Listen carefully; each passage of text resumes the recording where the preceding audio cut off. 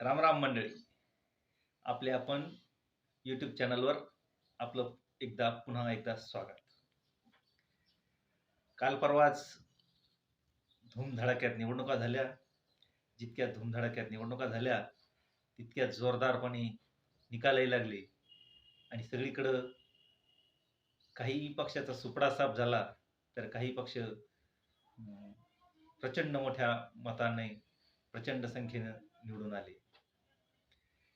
निवडणुकीचे वातावरण हळूहळू महाराष्ट्राची जनता बाहेर येत आहे आणि आपल्या रोजच्या जीवनातील समस्यांकडे पुन्हा ते आता वळत आहे.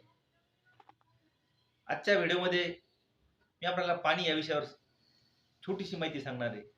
मित्रांनो, आपलं जे मुंबई महानगर आहे, या मुंबई महानगरासाठी रोज जवळपास 340 कोटी लिटर पाणी हे पिण्यासाठी वापरलं जातं आणि नाशिकच्या परिसरात असेल किंवा पालघरच्या परिसरात असेल, ठाणे जिल्ह्याच्या परिसरात असेल, तिथल्या धरणातून ते पाणी मुंबई शहराला पुरवलं जातं.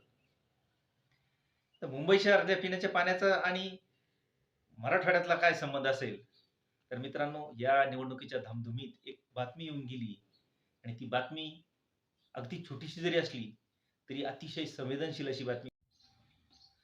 आता ही बातमी म्हणाल तर कोणती, तर आपलं जे मराठवाड्यासाठी वरदान ठरलेलं गोदावरी नदीवरील सर्वात मोठं धरण म्हणजे जायकवाडी धरण.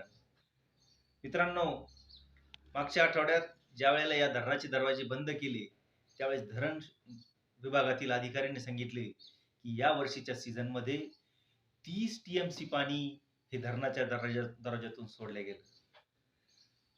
30 TMC हा आकडा मराठवाड्यातील जनतेसाठी आणि खऱ्या अर्थानं दुष्काळासह नेहमीच दुष्काळात होरपळणाऱ्या जनतेसाठी, शेतकऱ्यांसाठी खूप मोठा आकडा आहे. म्हणजे इतकं पाणी धरणाच्या दरवाज्यातून बाहेर सोडलं गेलं की ते पाणी मुंबई शहरासाठी साधारण 240 दिवस पिण्यासाठी वापरण्यासाठी वापरता आलं असतं आणि मराठवाड्यातील सर्वच्या सर्व शेती क्षेत्रासाठी एक 8 माही पाणी शेतीसाठी पुरलं असतं.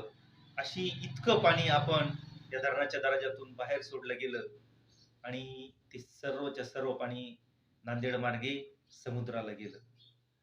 मित्रांनो, स्वातंत्र्यानंतरच्या 75 वर्षात ही खूप मोठी शोकांतिका आहे की परमेश्वर, निसर्ग आपल्याला भरभरून देत असताना आपल्याकडे ते साठवून ठेवण्याची क्षमता आजही आपण निर्माण करू शकलेलं नाहीये आणि राज्यकर्त्यांनी या वाया जाणाऱ्या पाण्यावर, या वाया जाणाऱ्या निसर्गाच्या अमूल्य अशा ठेव्यावर जाणीवपूर्वक लक्ष देऊन पाणी साठवण्यासाठी मोठ्या प्रमाणात यंत्रणा निर्माण केली पाहिजे आणि जास्तीत जास्त पाणी हे गोदावरी नदी पात्रात न आणता गोदावरी नदी पात्राचा जो खोरा भाग आहे, त्याचे जे उपनद्या आहेत, ह्या उपनद्याच्या परिसरामध्ये शेती क्षेत्रात कामात येईल अशा पद्धतीनं पाणी आणणं हे अतिशय गरजेचं आहे.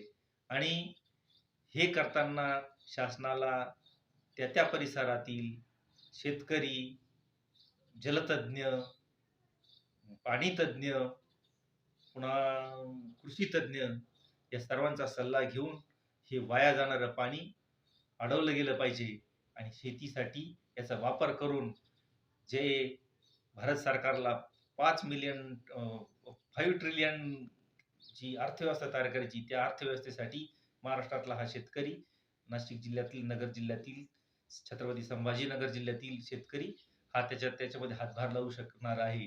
म्हणून या नंतरच्या काळामध्ये इतक्या मोठ्या प्रमाणात पाण्याची नासधूस ही होता कामा नये आणि जो कोरडवाहू शेतकरी आहे त्याच्या डोळ्यादेखत हे पाणी वाहून गेलेलं आहे आणि हे पाणी, गोड पाणी समुद्रात जाऊन खारट झालेलं आहे आणि ही या मराठवाड्यातील, उत्तर महाराष्ट्रातील कोपरगाव असेल,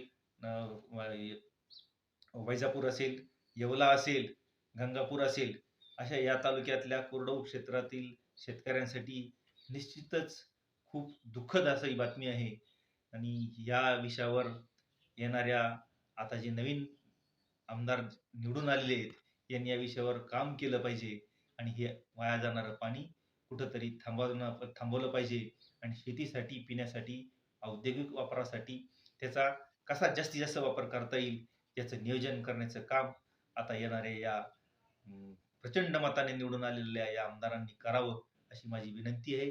एवढं आजचा आपल्याला हा जर व्हिडिओ आवडला तर आपण या चॅनलला लाईक करा, सबस्क्राईब करा आणि वेगवेगळ्या विषयावर पुन्हा नवीन नवीन व्हिडिओ पाहण्यासाठी आपण पुन्हा भेटत राहू.